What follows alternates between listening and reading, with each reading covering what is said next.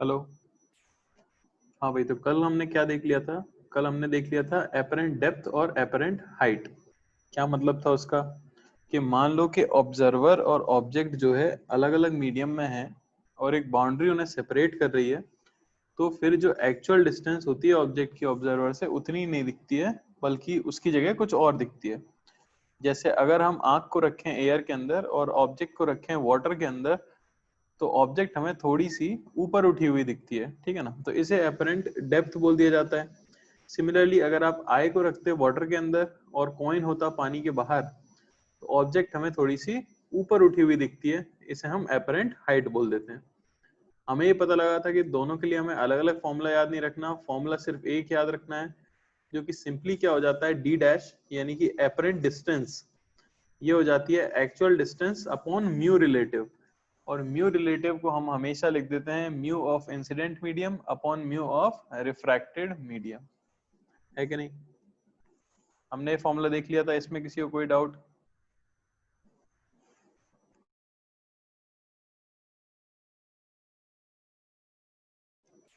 कोई डाउट नहीं है किसी को? ठीक है, इसी पे एक क्वेश्चन और कर लेते हैं, ध्यान से करना। तो एक मिरर है और एक बाउंड्री बनाई गई है। बाउंड्री के राइट साइड में मीडियम है 3/2, म्यू इज इक्वल टू 3/2, और मीडियम के लेफ्ट साइड में म्यू है 1।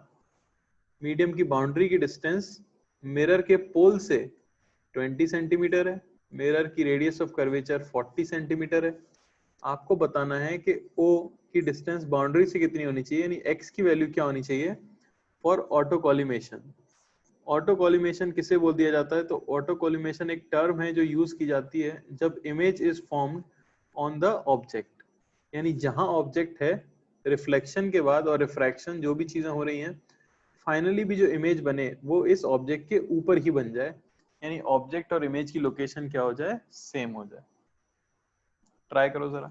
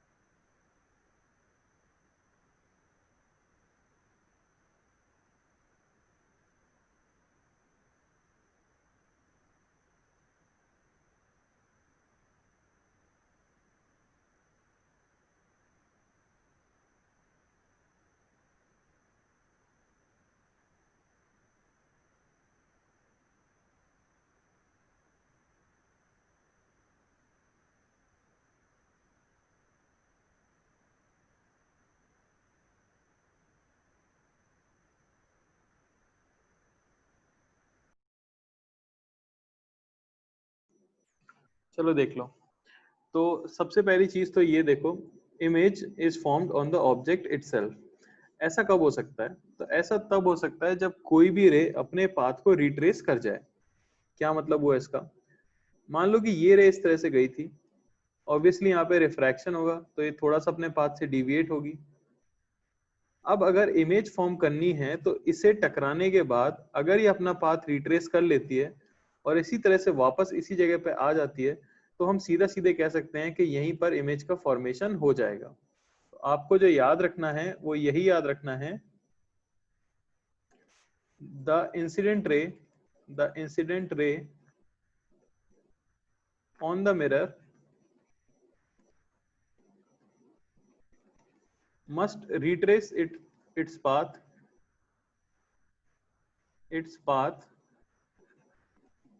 after reflection from the mirror। ये सबको क्लियर हुआ क्या? अगर वो अपने पाथ को रिट्रेस करेगी तभी जाके वो इमेज का फॉर्मेशन कर सकती है। अच्छा, और एक चीज हमें पता है, if an object is placed at center of curvature of a mirror, ray retraces its path। सही बात है, क्योंकि रे अगर सेंटर ऑफ कर्वेचर से आती हुई लग रही है या आ रही है तो फिर क्या हो जाएगा, वो 90 डिग्री पे इंसिडेंट होगी मिरर के ऊपर और वो अपने पाथ को रिट्रेस कर जाएगी। या सिंपल शब्दों में मैं अगर बोलूं तो ऑब्जेक्ट अगर सेंटर ऑफ कर्वेचर पर रखी है तो इमेज भी कहां बन जाती है, सेंटर ऑफ कर्वेचर पर ही बन जाती है। अगर ये सिंगल मीडियम होता तो मुझे पता है कि रेडियस ऑफ कर्वेचर 40 सेंटीमीटर है, तो पोल से ऑब्जेक्ट की डिस्टेंस क्या होनी चाहिए थी, 40 सेंटीमीटर होनी चाहिए थी, है कि नहीं? लेकिन मीडियम की डिफरेंस आने की वजह से क्या होगा, जब यहाँ पे रिफ्रैक्शन होगा तो रे आपको कहीं पीछे से आती हुई दिखेगी। जब इस मिरर के ऊपर टकरा रही है जो रे, वो मिरर को लगेगा कहां से आ रही है, कुछ पीछे से आती हुई दिख रही होगी, एक्स डैश से। तो मिरर को ऐसा लगना चाहिए कि ये जो रे आ रही है ये इसके सेंटर ऑफ कर्वेचर से आ रही है, अगर आप चाहते हो कि रे अपने पाथ को रिट्रेस करे। क्योंकि अगर मिरर को लगेगा कि रे सेंटर ऑफ कर्वेचर से आई है तभी वो अपने पाथ को रिट्रेस करवाएगा। तो मैं ये कह सकता हूं कि 20 प्लस एक्स डैश जो भी मिरर को लग रहा है ये मिलके हो जाना चाहिए 40 सेंटीमीटर। बात समझ आ रही है? जब ये एपरेंट डिस्टेंस 40 सेंटीमीटर हो जाएगी तो मिरर को लगेगा कि ऑब्जेक्ट सेंटर ऑफ कर्वेचर पर रखी है और वो इमेज कहां बना देगा, सेंटर ऑफ कर्वेचर पर ही बना देगा। यानी एक्स डैश होना चाहिए 20 सेंटीमीटर। एक्स डैश होता है एक्स अपॉन म्यू रिलेटिव, हमें ये बात पता है। एक्स एक्चुअली एक्स है जो हमें फाइंड करना है, ठीक है ना, अपॉन म्यू रिलेटिव यानी म्यू ऑफ इंसिडेंस। तो आप देख सकते हो यहाँ पे इंसिडेंस हो रहा है पहले मीडियम में और रिफ्रैक्शन हो रहा है हमारा दूसरे मीडियम में। बात समझ आ रही है? तो म्यू ऑफ इंसिडेंस क्या हो गया 1 और म्यू ऑफ रिफ्रैक्शन क्या हो गया 3/2। यहां से हमें x की वैल्यू मिल जाती है कितनी, 40/3 सेंटीमीटर। क्या किसी को कोई डाउट है इसमें? आंसर होना चाहिए था आपका 40/3 सेंटीमीटर। तो हमें बस एपरेंट डिस्टेंस इक्वल करनी थी किसके, रेडियस ऑफ कर्वेचर के।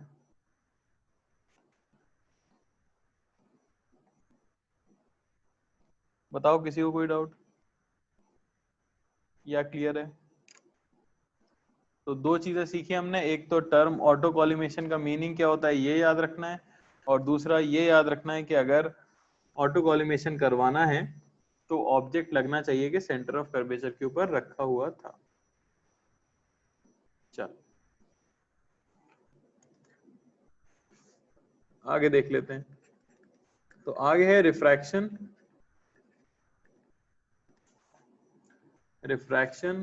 From a slab.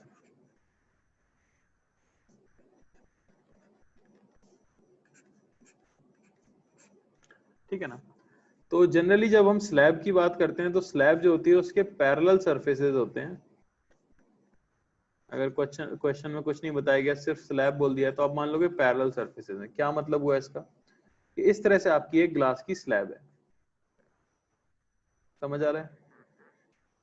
ये perpendicular to plane of paper रखी गई है, ठीक है ना, और ये जो है ग्लास स्लैब की थिकनेस है वो है T. Thickness of glass slab हमने क्या ले ली है, टी। बात समझ आई? ठीक है। अब यहां से कितना रिफ्रैक्शन होगा हमें ये पता करना है, ठीक है। इसका रिफ्रैक्टिव इंडेक्स मान लेता हूं मैं म्यू, और सराउंडिंग में मान लेता हूं एयर है, यानी म्यू बराबर 1। मान लेते हैं कि रे आके इस तरह से इंसिडेंट हुई है, वर्टिकल के साथ कोई एंगल आई बनाते हुए, ठीक है। तो क्या होगा, तो हमें पता है कि साफ रिफ्रैक्शन होगा, रे को जाना इस तरह से चाहिए था, लेकिन ऑब्वियसली क्या हो जाएगा, रिफ्रैक्शन होगा तो कुछ इस तरह से जाएगी वो, और इसे मैं कह सकता हूँ एंगल ऑफ रिफ्रैक्शन आर, ठीक है। फिर यहाँ पे इंसिडेंस हो रहा है इस वाले सरफेस पे, हम देख सकते हैं ऑल्टरनेटिंग एंगल से ये एंगल हमें मिल जाएगा कितना, आर। तो अब देखो निकल कितने से जाएगी बाहर, आई से, सीधी सी बात है, क्योंकि आपको पता है कि μ1 sin i ये होता है μ2 sin r। तो जब आई पे इंसिडेंट हुई थी तो आर पे गई है, तो जब आर पे इंसिडेंट होगी तो आई पे बाहर निकलेगी। तो अगर मैं आपसे पूछूं कि पैरेलल सरफेस वाली स्लैब से नेट एंगल ऑफ डिविएशन क्या होगा, तो क्या आप मुझे बता सकते हो? Net angle of deviation of रे, बिल्कुल सही बात, net angle of deviation of रे क्या आता है, 0। याद रखना medium, medium on both sides of slab, both sides of slab must be same।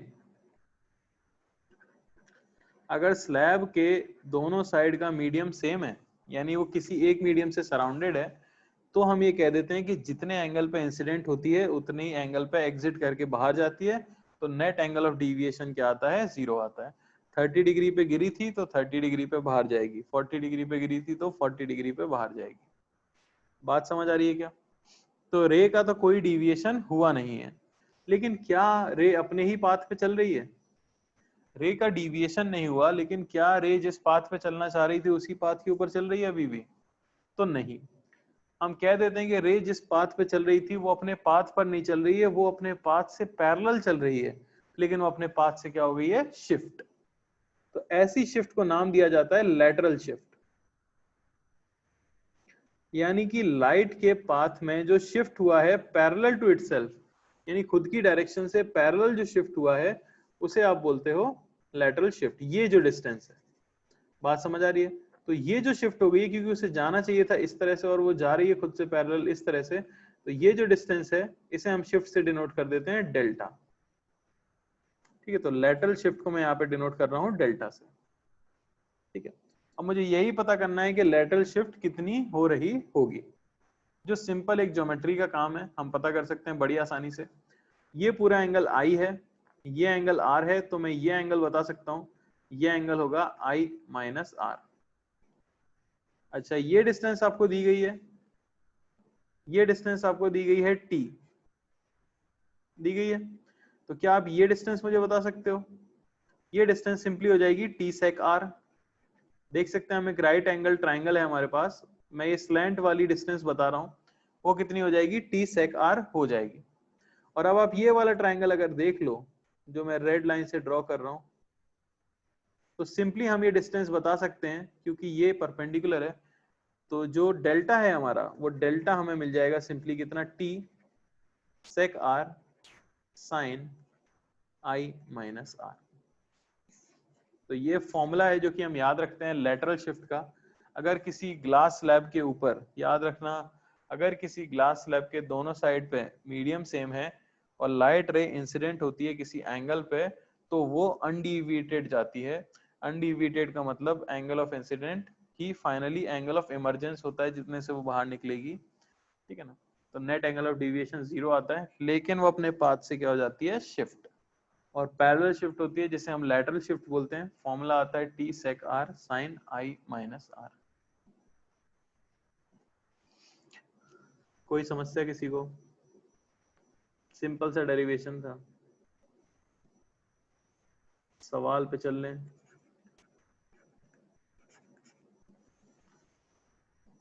ऐसे ऐसे नाम रख के कौन आ रहा है ये?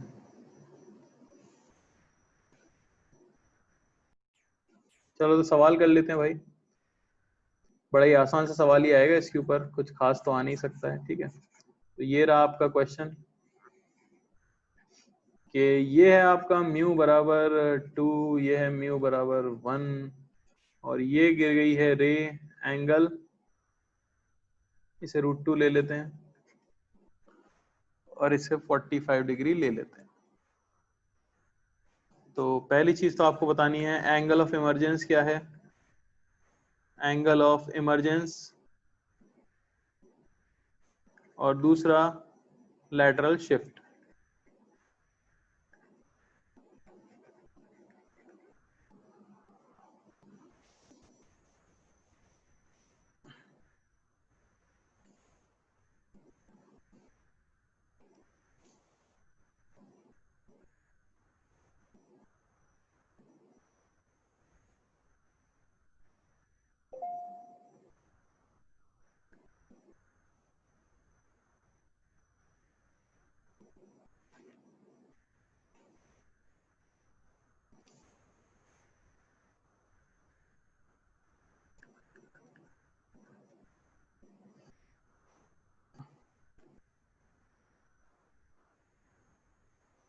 और क्लास में कोई विनोद भी है?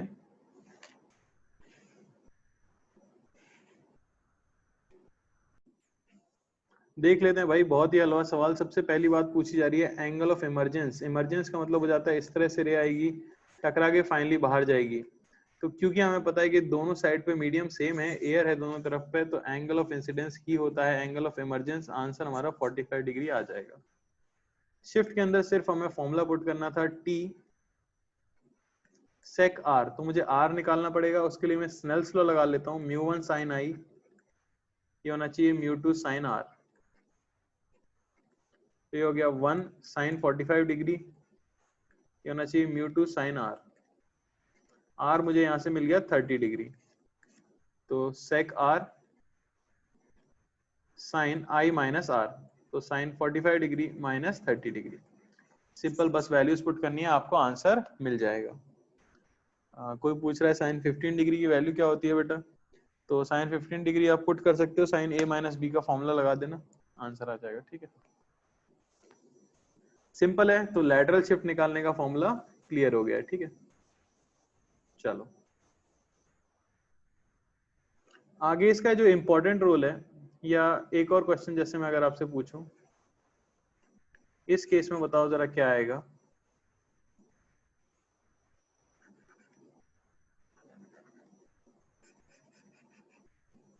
अगर हम दो स्लैब्स ले लेते हैं, ठीक है ना, मैंने ले लिया है यहाँ म्यू इज इक्वल टू 1 है सराउंडिंग में, ये सेम एंगल पे इंसिडेंस हो रही है 45 डिग्री पे, ठीक है ना। ये म्यू इज इक्वल टू 3 ले लेता हूँ मैं, नहीं 2 ले लेता हूँ।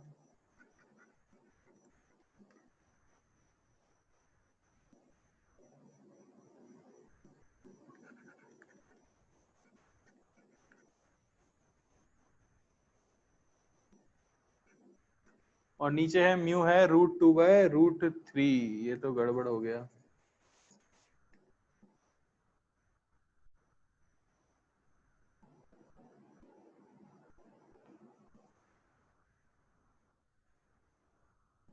ठीक है ना, इसे ले लो म्यू बराबर 2 है मान लो।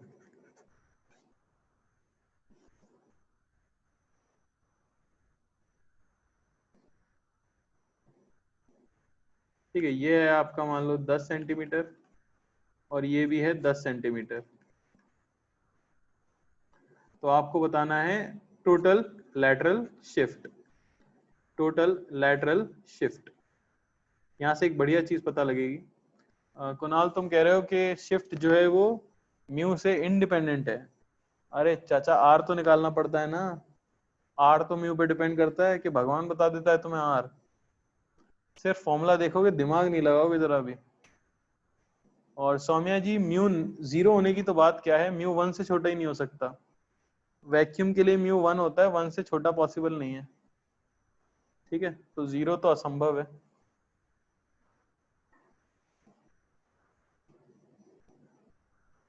म्यू हमेशा ही 1 से बड़ा आएगा।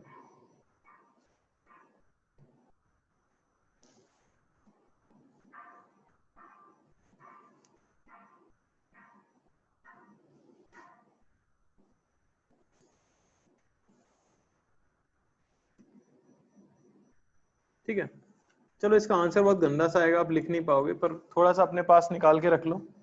मैं अभी जब पूछूंगा तो चीजें बता देना बस। ठीक है,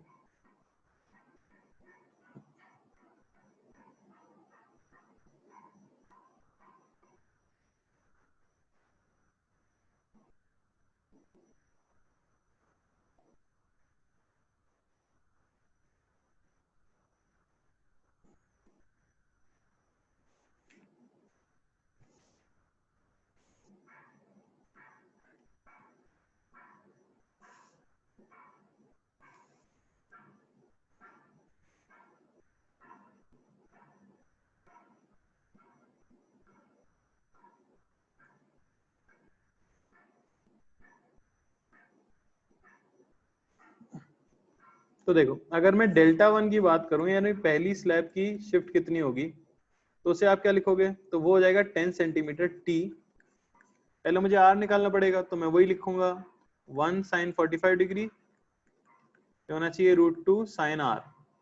तो आर तो मुझे यहाँ से मिलेगा 30 डिग्री। तो पहले केस में तो आर हमारा क्या आ गया है, 30 डिग्री आ गया है सीधा सीधा, ठीक है ना। चलो तो यहाँ मैं सिंपली क्या लिख सकता हूँ, μ1 delta one sec are sine I minus are.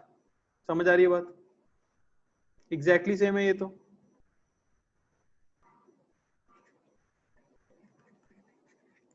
अब जब भी इस तरह से दो स्लैब्स आपको कंबाइन करके दी गई हो तो याद आपको ये रखना है कि अगर इस तरह से स्लैब्स हमें दी गई हैं एक दूसरे से चिपकी हुई, तब भी हम मानेंगे कि इनके बीच में कुछ ना कुछ एयर की लेयर तो होगी ही। हमने अगर दो स्लैब्स को इस तरह से कंबाइन कर रखा है तो इनके बीच में कोई ना कोई एयर की लेयर होगी ही, ये मान के आपको क्वेश्चन सॉल्व करना है। ऐसा होता नहीं है एक्चुअली। इसका रीजन ये होता है कि जो आप सराउंडिंग का मीडियम चेक करते हो ना, वो आप स्लैब का नहीं करते हो, वो आप ऑब्जेक्ट का करते हो।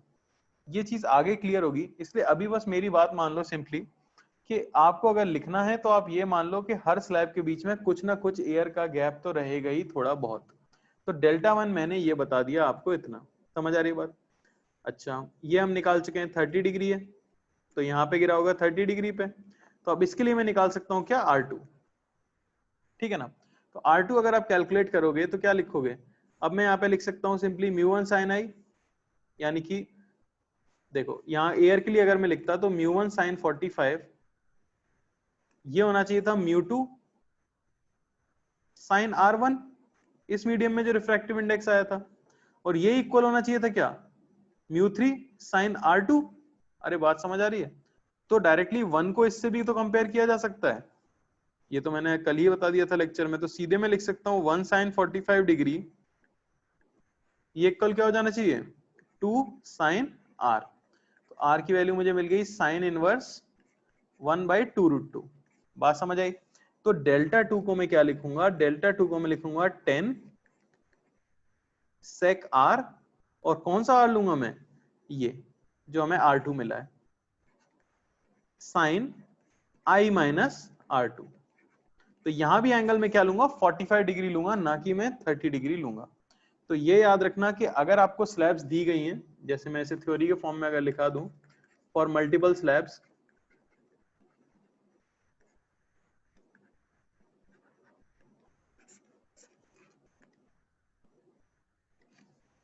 मान लो कि इस तरह से आपको 3 स्लैब दे दिए,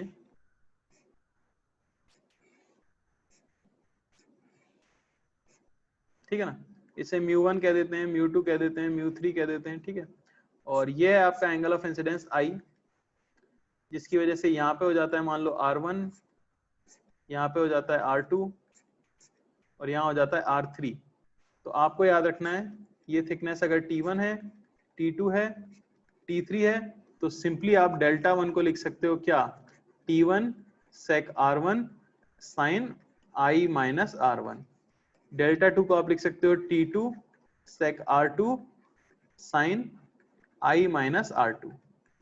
डेल्टा 3 को आप लिख सकते हो T3 sec R3 sign I minus R3। तो सीधे से आपको ये याद रखना है कि हम किसके रिस्पेक्ट में आई ले रहे होते हैं, एंगल ऑफ इंसिडेंस हम ले रहे होते हैं कौन सा वाला, सराउंडिंग मीडियम वाला, जो कि ऑब्जेक्ट की सराउंडिंग होगी। क्लियर है क्या। तो इंडिविजुअल शिफ्ट्स को हम इस तरीके से कैलकुलेट कर लेंगे। इस कॉम्बिनेशन को बेसिकली मैं किस तरह से रीड कर सकता हूं, ऐसे कि एक है, फिर उससे सेपरेटेड दूसरी है, और उससे सेपरेटेड तीसरी है। बात समझ आ रही है। हाँ एंड में सबको आपको ऐड ही करना है, बिल्कुल समझ आ रही है बात। तीनों को आपको कैसा मान लेना है, सेपरेटेड मान लेना है।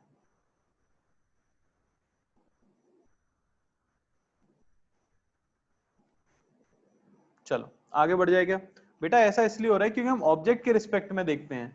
जो मैं सराउंडिंग मीडियम में चेक कर रहा हूं ना, ऐसा मानो कि ये जो स्लैब है, ये अगर इस तरह से एयर के अंदर होगी तो ये एग्जिट कितने पे करना चाह रही होगी, 45 डिग्री पे एग्जिट करना चाह रही होगी। तो इस स्लैब पे भी वो गिरेगा कितने पे, सेम एंगल पर ही गिर जाता है। समझ आई बात। तो उनमें कुछ ना कुछ गैप होगा ही होगा, ऐसा हम मान लेते हैं। चलो, तो ये तो शिफ्ट के ऊपर चीजें हो गई।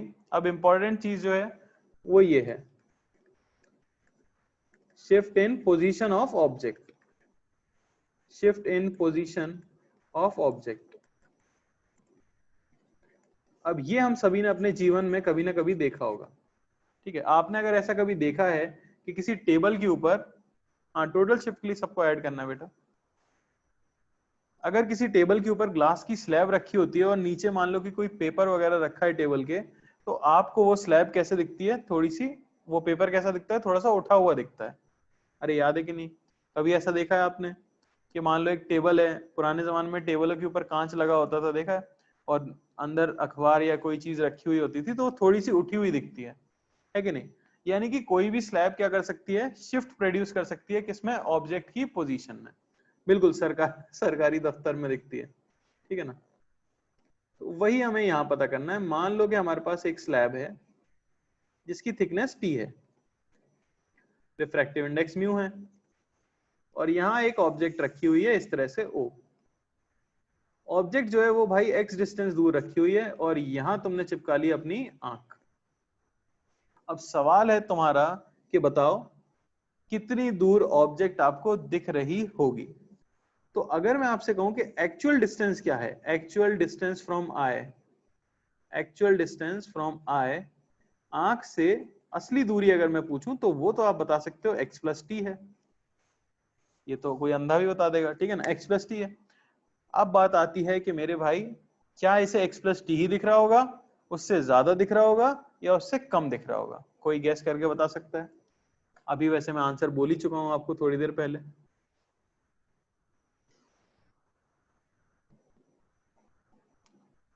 बेटा अभी मैंने कहा था कहां दिखती है, उठी हुई चीज दिखती है, यानी आपके पास दिखती है, ठीक है, तो कम दिखेगा, ठीक है ना। कैसे दिखेगा, खैर वो हम पता कर लेते हैं। तो सबसे पहले जब रे इधर से चल के जाएगी तो यहाँ पे एक रिफ्रैक्शन होगा, इसे मैं P1 बोल देता हूँ सरफेस को। यहाँ पे एक रिफ्रैक्शन होगा, अच्छा इस तरह से बेंड होगी, फिर आंख में जाने से पहले एक बार यहाँ पे रिफ्रैक्शन होगा, इसे मैं P2 बोल देता हूँ। क्या बात क्लियर है आपको? तो सबसे पहले चेक कर लेते हैं हम refraction at P1। Refraction at P1, अच्छा अब ये पता है क्या है, ये है एपरेंट डिस्टेंस। एपरेंट डिस्टेंस का क्वेश्चन है, बात समझने की कोशिश करो।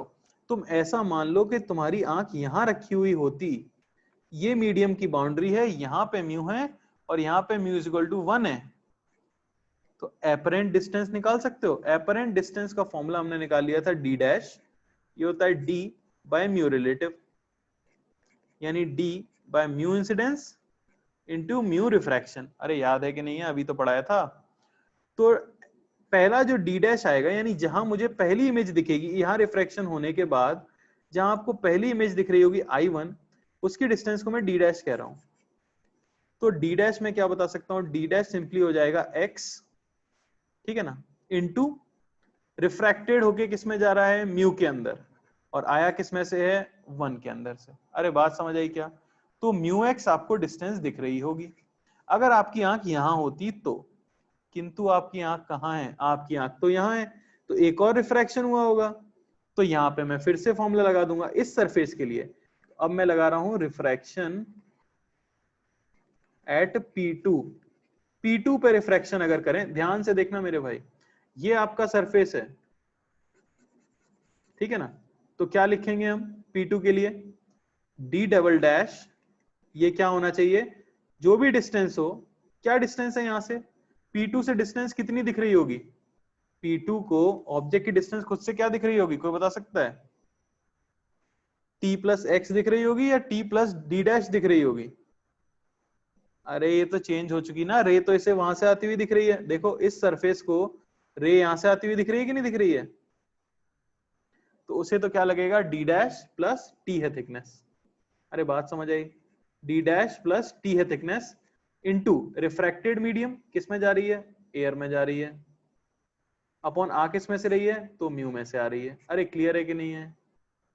बताओ P1 और P2 पे समझ आया क्या? मैंने सिर्फ एपरेंट डिस्टेंस का फॉर्मूला लगाया है दो जगह पे, बस काम हमारा खत्म हो चुका है। तो ये उसको फाइनल डिस्टेंस दिख रही होगी आई को। तो distance scene by I, distance scene by आई, इसे मैं कह सकता हूं डी डबल डैश। ये क्या हो जाएगा, डी डैश आपका क्या था, तो डी डैश आपका था म्यू एक्स, है ना, तो ये हो जाएगा mu x plus T by mu, यानी कि x plus T by mu. तो शिफ्ट कितनी क्रिएट हुई है, shift created by slab, slab ने कितनी शिफ्ट क्रिएट की है। अच्छा ये बताओ, स्लैब ने इफेक्टिवली ऑब्जेक्ट को पास ला दिया या दूर भेज दिया, स्लैब ने इफेक्टिवली ऑब्जेक्ट को पास लाया या दूर भेज दिया, पास लाया।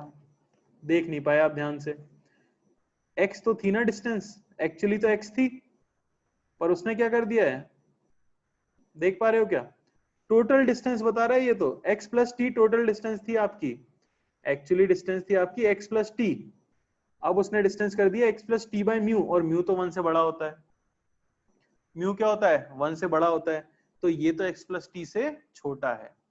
खैर शिफ्ट क्रिएटेड की बात करूं तो एक्चुअल डिस्टेंस थी x प्लस टी माइनस अब जो डिस्टेंस दिख रही है x plus T by mu.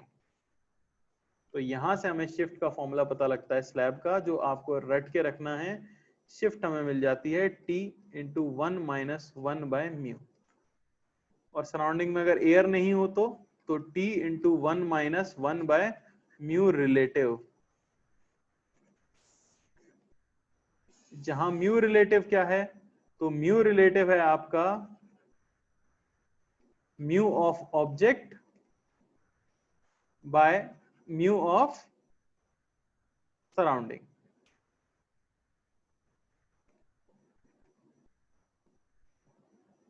उल्टा लिख दिया,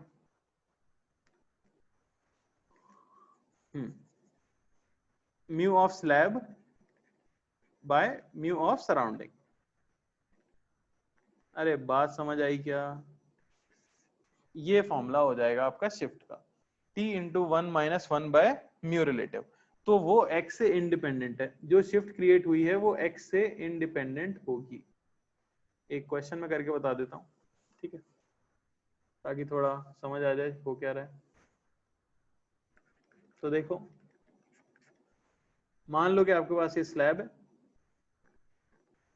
जिसकी थिकनेस कितनी है 10 सेंटीमीटर है, और यहाँ आपकी ऑब्जेक्ट है, वो मान लो कि रखी हुई है 10 सेंटीमीटर पे, म्यू में ले लेता हूं इसका 2। तो आपसे पूछा जाए, यहां से अगर आंख देख रहा है कोई एकदम कांच से चिपका के, पहली चीज distance of object from the eye, तो सिंपली आप क्या करोगे, शिफ्ट कैलकुलेट करोगे। शिफ्ट क्या हो जाएगी हमारी, शिफ्ट हो जाएगी t into 1 minus 1 by mu of slab by mu of surrounding, यानी कि 5 सेंटीमीटर की शिफ्ट होने वाली है।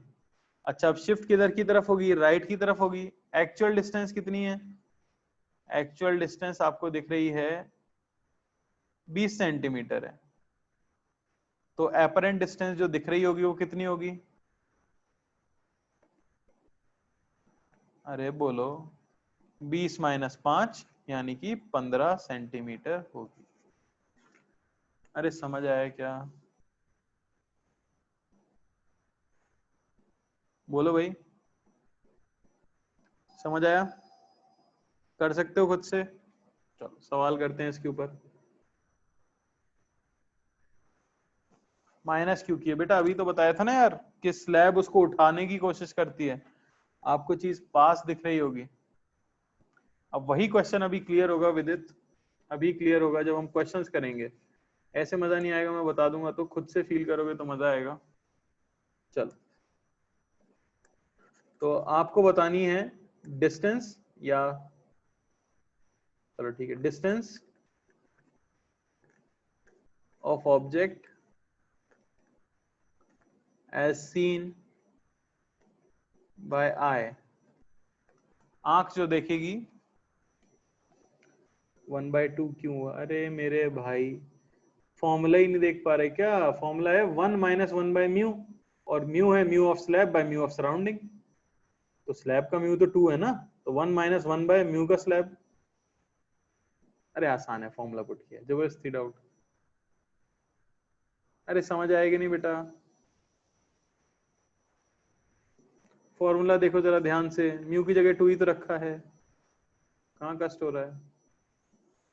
चलिए पहला सवाल साधारण, ये म्यू ले लो 4, ये म्यू ले लो 2, ये ले लो ऑब्जेक्ट 10 सेंटीमीटर, 10 सेंटीमीटर आंख।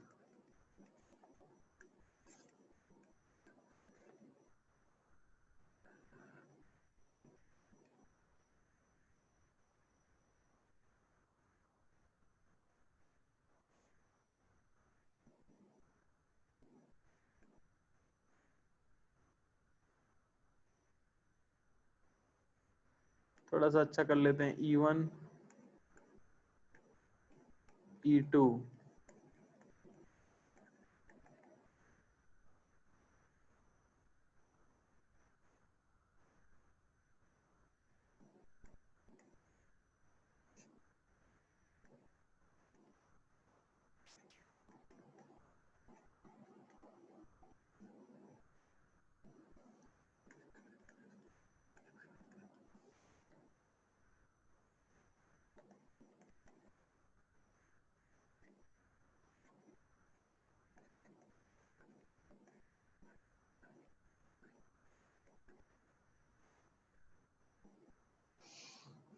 तो E1 जो हमारी आंख है वो P1 प्लेन से चिपकी हुई है, और E2 जो हमारी आंख है वो P2 प्लेन से चिपकी हुई है। ध्यान से करना, पहला तो हो गया सबका शायद, बहुत ही साधारण, शिफ्ट कैलकुलेट कर लूंगा सबसे पहले मैं, तो T into 1 minus 1 by mu of slab by mu of surrounding, यानी 5 सेंटीमीटर, रे इस तरफ से जा रही है तो घटा देंगे सीधे, तो डिस्टेंस जो दिखेगी वो हो जाएगी 20 माइनस 5 यानी कि 15 सेंटीमीटर। सेकंड,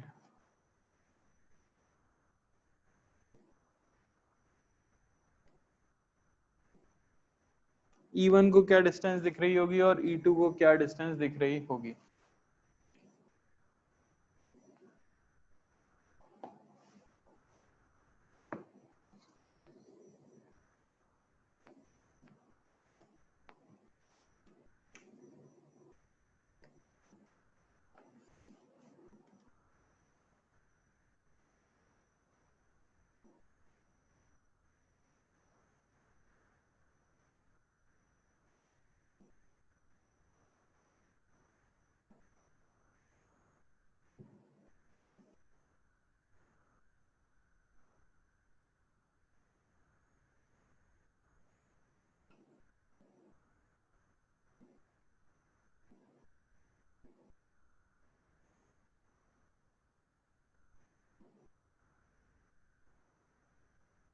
बढ़िया,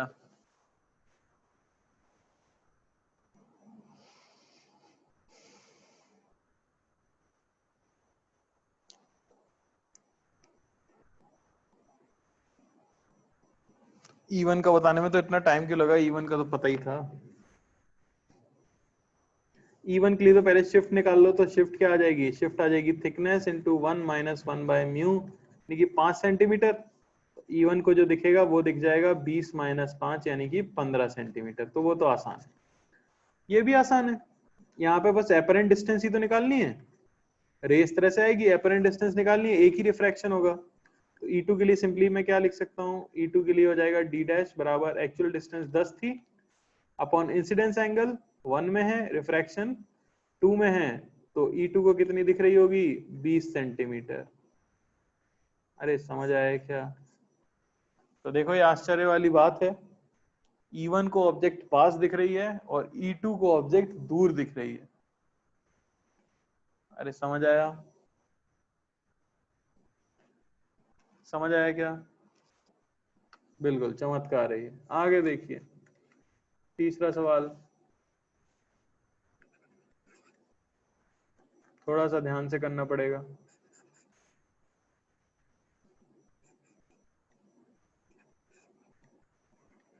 10 सेंटीमीटर, म्यू बराबर 2, म्यू बराबर 1, और ये रही ऑब्जेक्ट।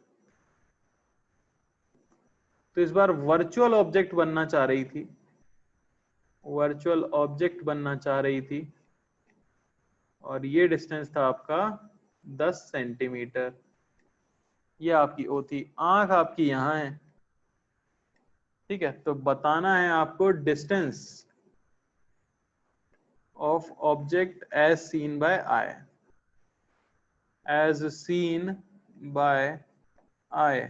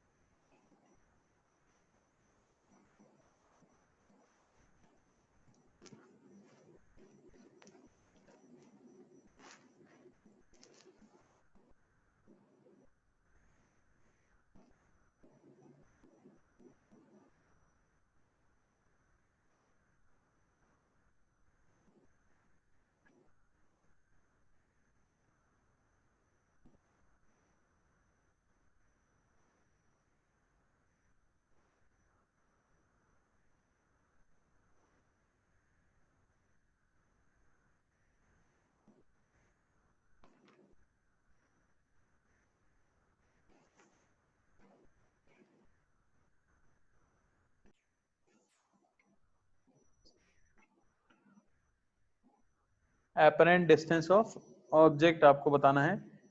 याद यही रखना है कि शिफ्ट हमेशा होगी in the direction of incident ray.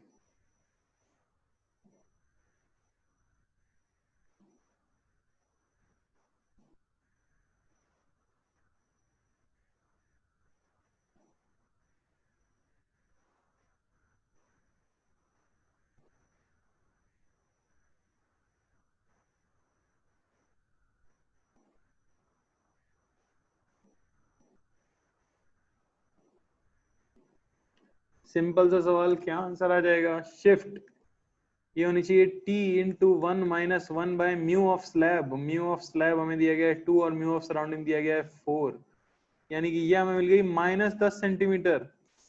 अरे भाई टुवर्ड्स द स्लैब होगी कि अवे फ्रॉम द स्लैब होगी? टुवर्ड्स द स्लैब होगी कि अवे फ्रॉम द स्लैब होगी? Away from the slab, away from the slab. अरे पर अभी तो हमने बोला कि इंसिडेंट रे तो इस तरफ है, तो टुवर्ड्स द स्लैब होनी चाहिए। नहीं, वो तभी वैलिड है if mu of slab is greater than mu of surrounding. अरे बात समझ आई क्या? Else away from it. तो पूरा स्टेटमेंट ये था, ये याद रखना था आपको कि अगर स्लैब का रिफ्रैक्टिव इंडेक्स सराउंडिंग के रिफ्रैक्टिव इंडेक्स से ज्यादा है तो फिर शिफ्ट हमेशा होती है इंसिडेंट रे की डायरेक्शन में, नहीं तो शिफ्ट हो जाती है इंसिडेंट रे की डायरेक्शन के ऑपोजिट। इंसिडेंट रे लेफ्ट में थी, लेकिन यहाँ से साइन से पता भी लग रहा है नेगेटिव आ गया है, यानी कि शिफ्ट ऑपोजिट डायरेक्शन में होनी चाहिए। तो डिस्टेंस जो अपेरेंट दिखेगा वो हो जाएगा एक्चुअल डिस्टेंस, जो कि 30 सेंटीमीटर है, प्लस 10 सेंटीमीटर, यानी कि 40 सेंटीमीटर। अरे समझ आया क्या? सारी चीजें याद रखनी है ये, इसलिए शॉर्ट नोट्स बनाना बहुत जरूरी है इस चैप्टर के लिए। बहुत सारी चीजें हैं। क्या क्या याद रखना है आपको? शिफ्ट हमेशा होगी इंसिडेंट रे की डायरेक्शन में अगर स्लैब का रिफ्रैक्टिव इंडेक्स ज्यादा हो सराउंडिंग से। तो क्लियर है? चलें अगले सवाल के ऊपर। चलो,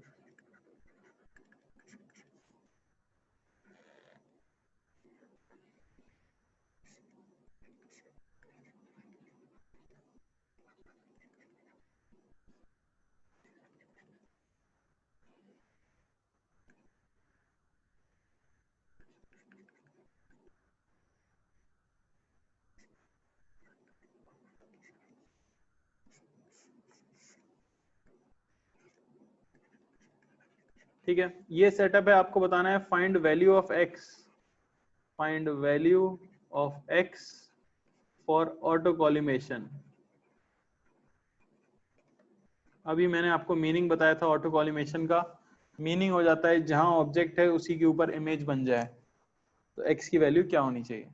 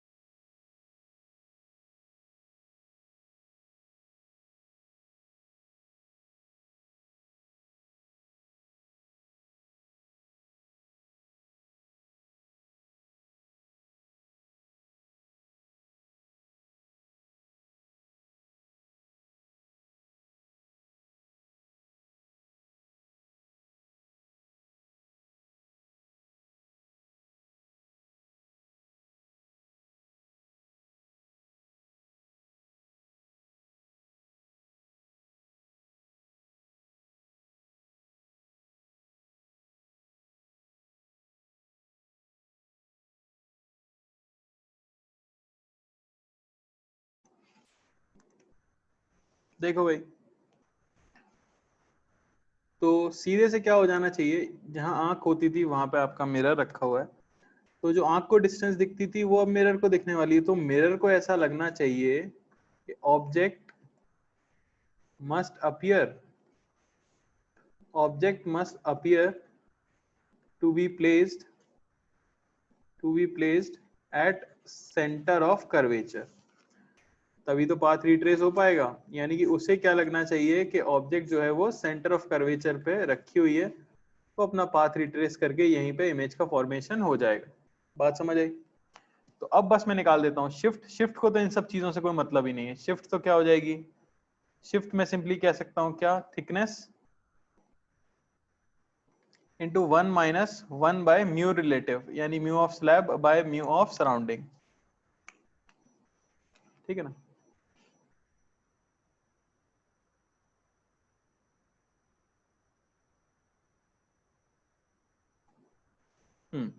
तो वो हमें मिल जाएगा सिंपली कितना, 15 सेंटीमीटर। तो ये तो है शिफ्ट क्रिएटेड, और किस तरफ शिफ्ट होगी, मैं देख सकता हूँ mu of slab is greater than mu of surrounding, और इंसिडेंट रे की डायरेक्शन में शिफ्ट होने वाली है, यानी कि इस तरफ शिफ्ट होगी। तो जो एपरेंट डिस्टेंस होगी, एपरेंट डिस्टेंस वो क्या हो जाएगी, वो हो जाएगी 30, तो ये है, और प्लस x ये एक्चुअल डिस्टेंस है, माइनस 15 कर दूं ये एपरेंट डिस्टेंस हुई है, ये दिख जाना चाहिए 40। अरे 40 क्योंकि रेडियस ऑफ कर्वेचर होगी। बात समझ आई क्या?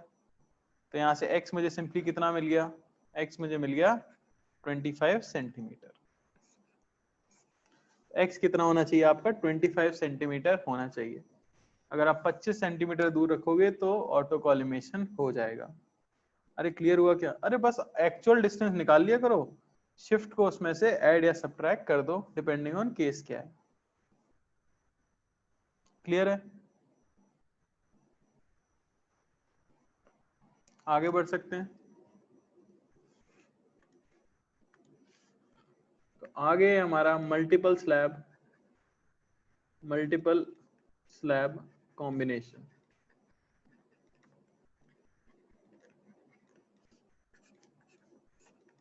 ठीक है, तो मान लो कि ये आपके पास स्लैब का कॉम्बिनेशन दिया हुआ है।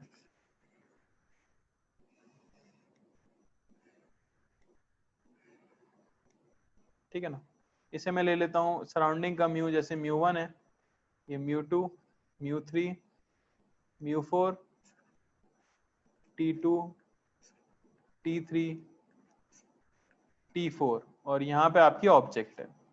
ठीक है, और दिया गया है कि mu 1 is less than mu 2, mu 3 और म्यू 4। तो आपको बतानी है total shift in position of object.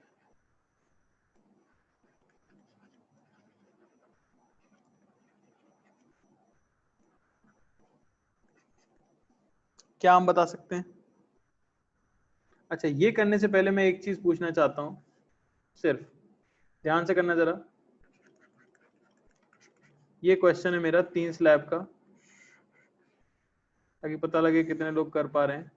ये म्यू बराबर 1 दिया हुआ है, ये म्यू 2 है, ये भी म्यू 2 है, ये म्यू 4 है, 10 सेंटीमीटर, 10 सेंटीमीटर, 10 सेंटीमीटर, और यहाँ आपकी ऑब्जेक्ट है।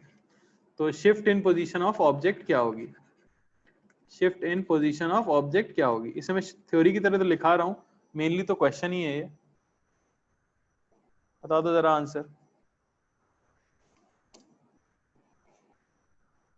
फिर इसकी थ्योरी लिख लेंगे।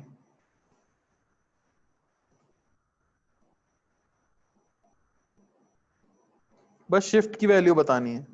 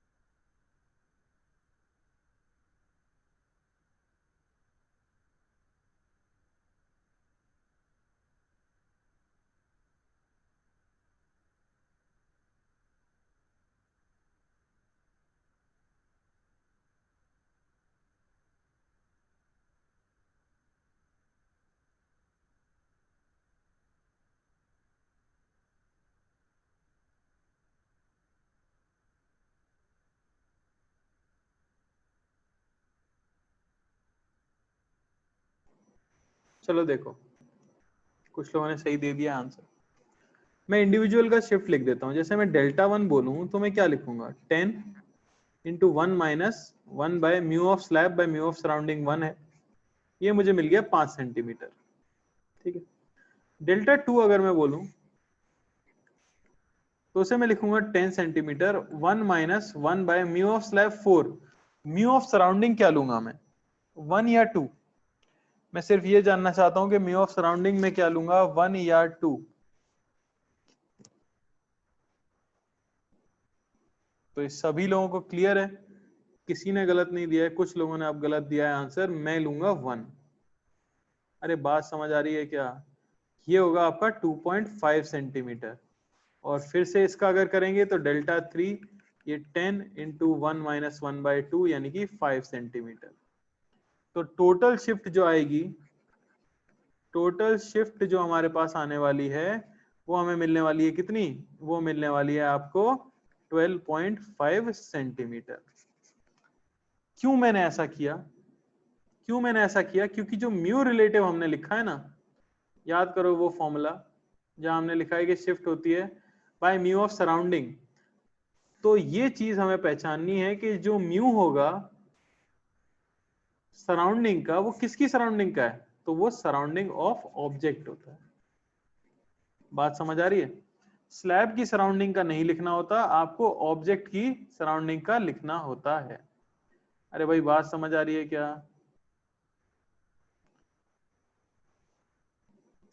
समझ आ रहा है?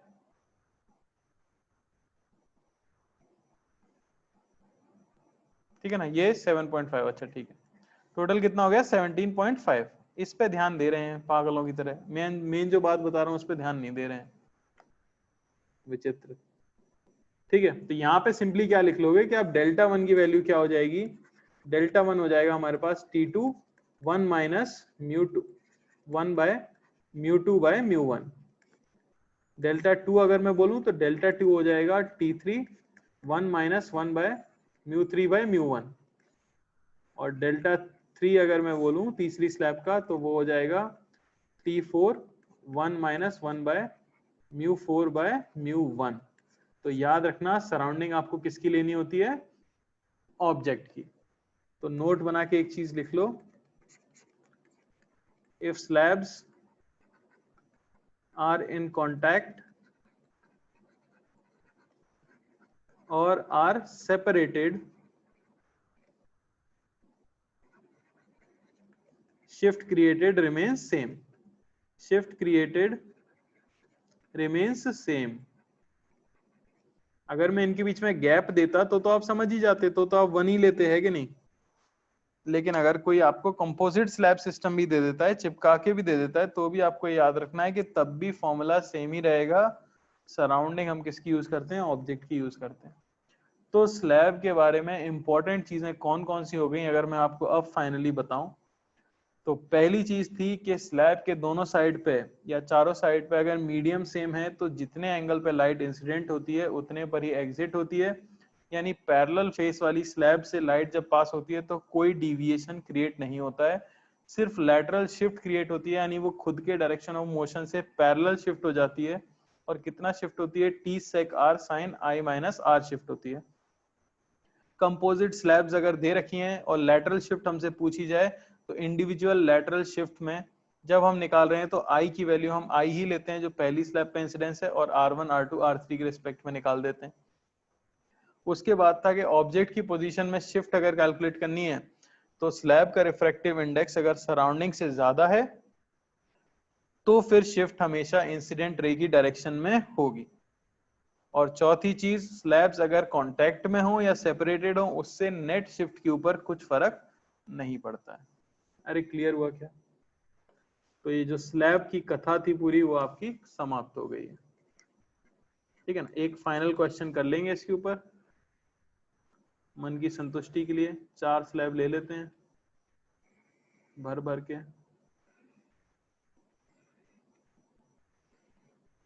ये रही आंख, ये रही ऑब्जेक्ट।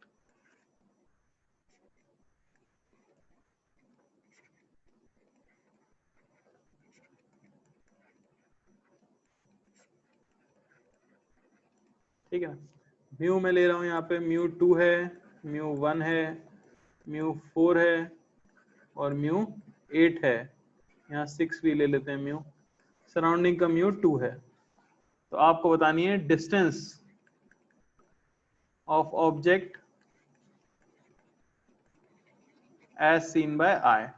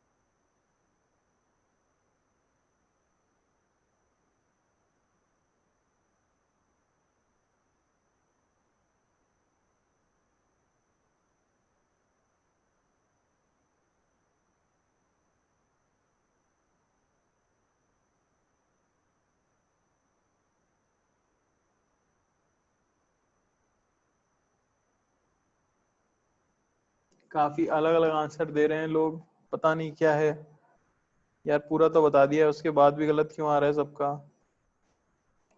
क्वेश्चन ध्यान से पढ़ना। नेट डिस्टेंस पूछा है, कई लोग शायद शिफ्ट बता रहे हैं बस। टोटल डिस्टेंस पूछी है मैंने आपकी, आंख से कितनी होगी।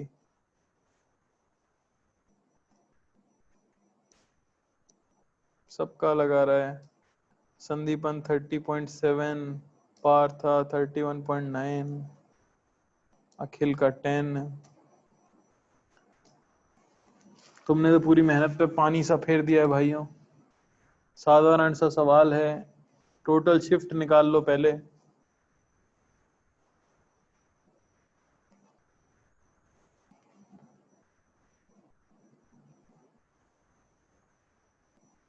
चलो समय हो गया है कि मैं कर दूं। तो ये लीजिए पहला वाला। सबसे पहले मैं निकालूंगा डेल्टा वन, जो होना चाहिए T 1 - 1/μ of slab by mu of surrounding. मुझे कितना लेना है 2।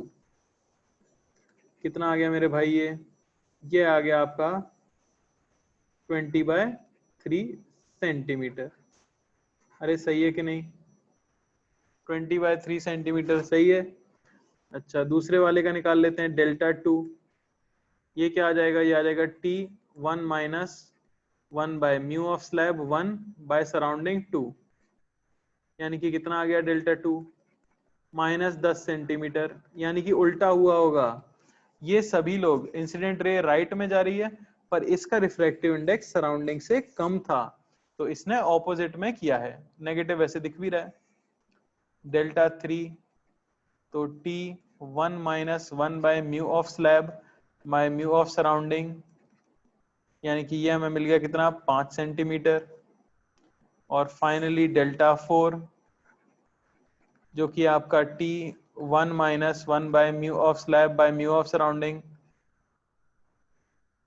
ये हमें मिल गया कितना 7.5 सेंटीमीटर।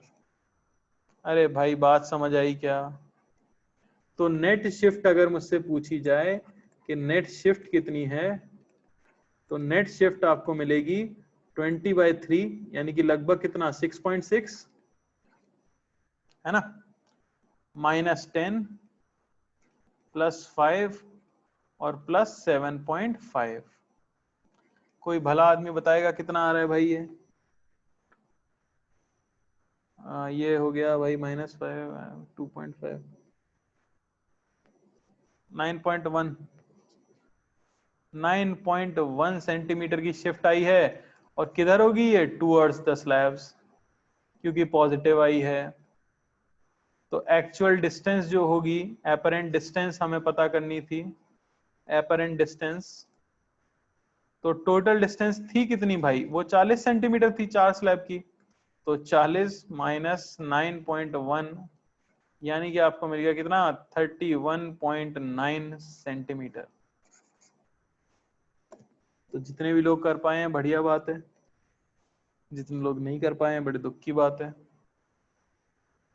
क्लियर है क्या? क्या सबको स्लैब समझ आ गया है? स्लैब का अब कोई सवाल छूटेगा नहीं? मैं उम्मीद करता हूं आप कोई सवाल ना छूटे। तो अब हमें स्टार्ट करना है इसके बाद रिफ्रैक्शन फ्रॉम कर्व्ड सरफेस। नहीं, उससे पहले हमें स्टार्ट करना है TIR, टोटल इंटरनल रिफ्रैक्शन। वो हम पढ़ेंगे कल।